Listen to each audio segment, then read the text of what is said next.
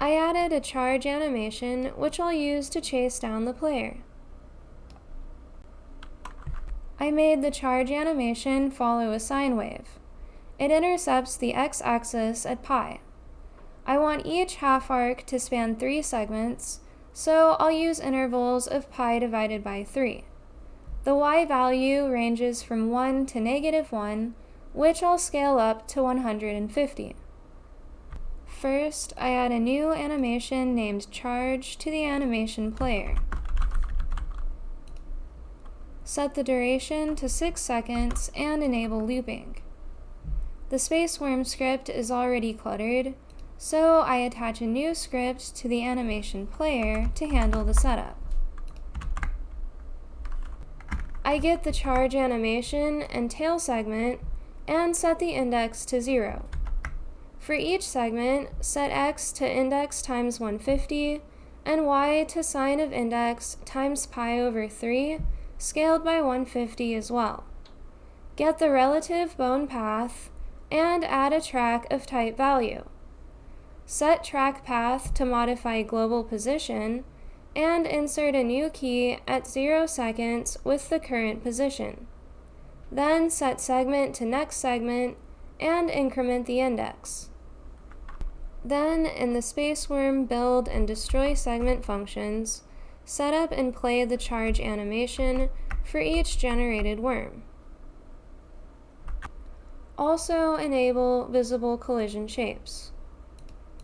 I only added 1 frame per segment, so the animation is static, but I can see the UVs are warped because the bone rotation is still 0.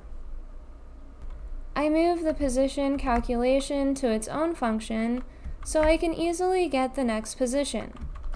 Call angle to point on next position with current to get the rotation between them. Then add a new track modifying the bone's global rotation, and insert the key at 0 seconds. Now the bones line up and the mesh is smooth, so I can generate the rest of the animation frames. I add a time parameter to the position function. Add it to the index in the y variable and leave x the same. For each second, get the rotation and position based on time, and insert the keys. Everything looks good, but it won't move from this position because I set the globals, so I need to make everything relative. I remove global from the track paths and find the previous position and rotation. The tail is the same since it doesn't have a previous segment. For the rest, set rotation to current minus previous. This essentially gets the derivative. Then find the distance between the current and previous position and set the x value so the bone is the proper length. The animation is similar, but the head is bobbing due to interpolation. This wouldn't be an issue if the head was the root of the skeleton, but then I would have to redo the aiming of the laser. So I'll just add more frames instead. I set the frames count to 60, which is 10 per second. Cast it as a floating type so division returns a decimal.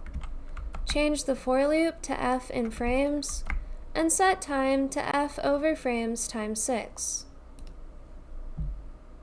Now it looks a lot better. Next time, I'll make it charge at the player and deal damage, so it can get in range to fire the laser. Thank you for watching this Derp Star update, and have a great day!